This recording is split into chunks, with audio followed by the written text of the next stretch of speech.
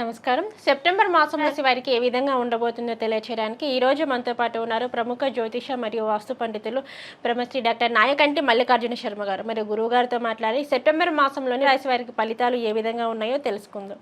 నమస్కారం గురువు గారు. నమస్కారం అమ్మా. గురుగారు, సెప్టెంబర్ మాసం రాశి వారికి ఏ విధంగా ఉన్నాయంటారు గురుగారు? ఫలితాలు శుభ అశుభ ఫలితాల గురించి తెలియచేయారు. తప్పకుండా అమ్మా. ఓం శ్రీ గురుభ్యో నమః. మేషరాశి వాళ్ళకి సెప్టెంబర్ మాసంలో మనం గ్రహస్థితులన్నీ కూడా మనం చూసుకున్నట్లయితే మేషరాశి వాళ్ళకి ద్వితీయ స్థానంలో గురువు సంచారము, అలానే కొన్ని రోజుల పాటు సెప్టెంబర్లో ద్వితీయంలో కుజుడిని, తర్వాత తృతీయ స్థానంలోకి వెళ్ళిపోవటం సెప్టెంబర్ మధ్యలో, అలానే 6వ స్థానంలో వాళ్ళకి రవి కేతు గ్రహాల యొక్క సంచారం, దాంతోపాటు సెప్టెంబర్ మాసంలో శుక్రుడు కూడా షష్టమ స్థానంలో ఉండి సప్తమ స్థానంలోకి వెళ్ళిపోవటం, శని వక్రస్థితిలో లాభంలో ఉండటం, వ్యయ స్థానంలో రాహు యొక్క సంచారం. ఇది సెప్టెంబర్ మాసంలో మేషరాశి వాళ్ళ యొక్క గ్రహస్థితి. వీళ్ళకి మరి ఏ విధంగా ఉండబోతుందో మనం చూసుకునేటట్టయితే ముఖ్యంగా మేషరాశి వాళ్ళకి ద్వితీయంలో గురువు లాభాన్ని ఇస్తాడు. అంటే ద్వితీయంలో గురువు లాభాన్ని ఇవ్వటం అంటే ఆర్థిక పరంగా ఉద్యోగపరంగా ఉండే ప్రయత్నాలనేవి అనుకూలంగా ఉంటాయి. అంటే మనం చేసే పని ఏదైతే ఉంటుందో శ్రమకి తగ్గట్టుగా మనకు ఫలితం వచ్చే అవకాశాలు ఎక్కువగా ఉంటాయి. కాబట్టి ఫలితం వచ్చే అవకాశం ఉంటుంది కాబట్టి వీళ్ళు ఏదైనా సరే పని చేస్తే మంచి ఫలితం వచ్చే అవకాశాలు ఎక్కువగా ఉంటాయి. అంటే ద్వితీయంలో గురువు మంచివాడు. అలానే వీళ్ళకి రవి బుధుల యొక్క కలయిక కూడా ఉంది. రవి బుధుల యొక్క కలయిక ఎక్కడ కలుస్తుందంటే సింహరాశిలో వీళ్ళకి కలుస్తుంది. సింహరాశిలో కలవటం అంటే ఏంటంటే మేషం, వృషభం, మిథునం, కర్కాటకం, సింహం. పంచమ స్థానం రవి బుధులు స్వక్షేత్రంలో ఉండటం వల్ల సింహ సంక్రమణం యొక్క ఫలితం కూడా ఉంటుంది. కాబట్టి ఉద్యోగపరంగా ఇబ్బందులు లేకుండా, ఆటంకాలు లేకుండా నిరుద్యోగులు కూడా ఉద్యోగ ప్రయత్నాలు చేస్తే సక్సెస్ అయ్యే అవకాశాలు గ్యారంటీగా ఉంటాయి. అదే రవి మళ్ళీ మారతాడు సెప్టెంబర్ మాసంలో, కన్యారాశిలోకి వచ్చేస్తాడు.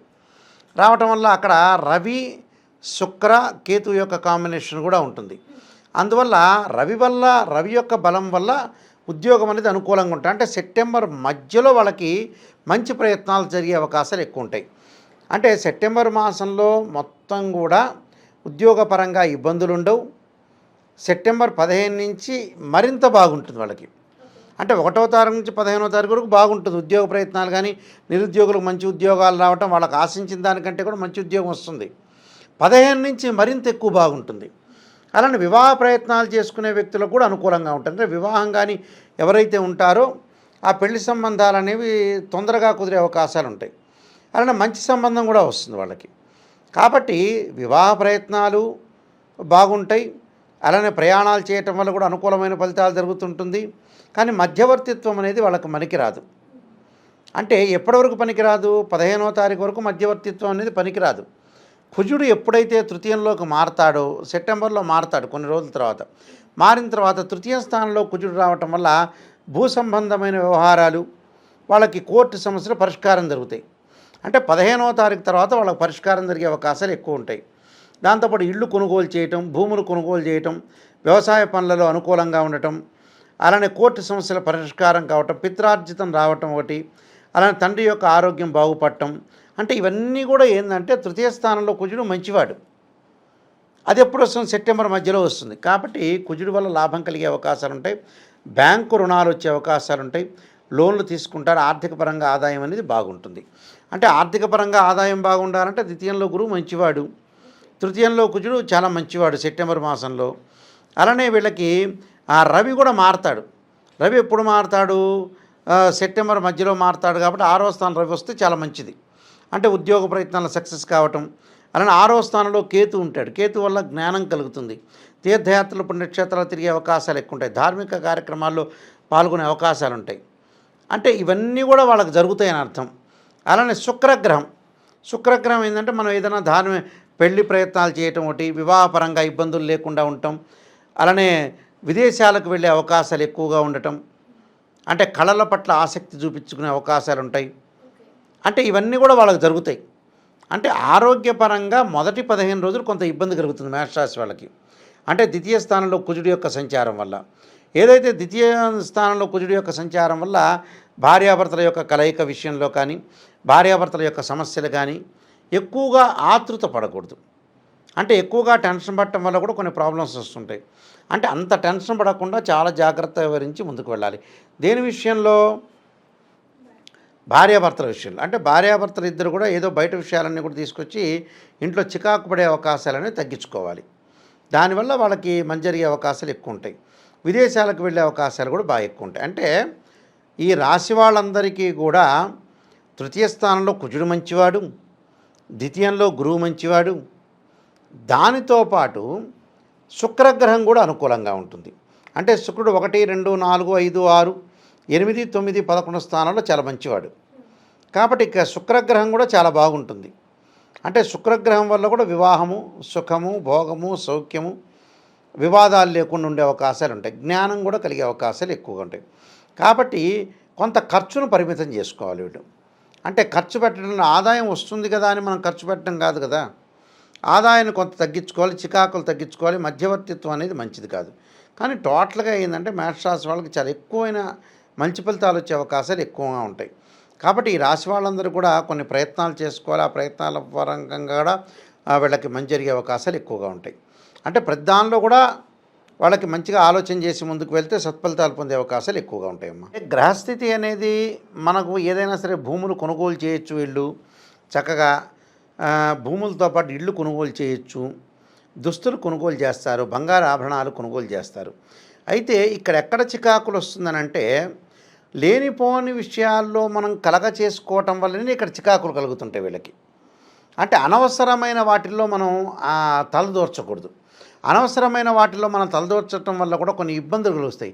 అంటే మధ్యవర్తిత్వం అనేది పనికిరాదు వీళ్ళకి. మన మధ్యవర్తిత్వం వల్ల ఏమవుతుంది, లేనిపోని అపోహలు, వీళ్ళ మీద అవమానాలు ఎక్కువగా రావటం, ఆ అవమానాల వల్ల కొంత వాళ్ళు మానసికంగా ఆందోళన పడే అవకాశాలు ఎక్కువ ఉంటాయి. విద్యార్థులకు కూడా మంచి కాలం. విద్యార్థులు కూడా పోటీ పరీక్షలు ఉత్తీర్ణత సాధించే అవకాశాలు ఉంటాయి. చక్కగా వాళ్ళు బద్ధకం లేకుండా వేరే వ్యాపకాలను తగ్గించుకొని చదువు మీద కాన్సన్ట్రేషన్ చేసి ముందుకు వెళ్ళచ్చు. దాని విషయంలో విద్యార్థులకు చాలా బాగుంటుంది. అనుకూలమైన ప్రయత్నాలు చేసుకుంటే వాళ్ళ లైఫ్లో సక్సెస్ చేసే అవకాశాలు ఎక్కువగా ఉంటాయి. కాబట్టి విద్యార్థులకి చాలా మంచి కాలం అని చెప్పుకోవచ్చు. అయితే స్త్రీలకు వచ్చేటప్పుడు ఉన్నతమైన అభిప్రాయాలు కలిగి ఉంటారు. ప్రతి పనిలో నేను ముందుండాలని ఆలోచన చేస్తుంటారు. ప్రతి విషయంలో కొంత రాజీ ధోరణి అవలంబించి లౌకిక విధానంతో వెళ్ళే అవకాశాలు ఎక్కువగా ఉంటాయి. కాబట్టి వీళ్ళు ఏమిటంటే కుటుంబ బాధ్యతలు బాగా పెరుగుతాయి. ఆ కుటుంబ బాధ్యతల వల్ల చికాకులు రాకుండా చూసుకోవాలి.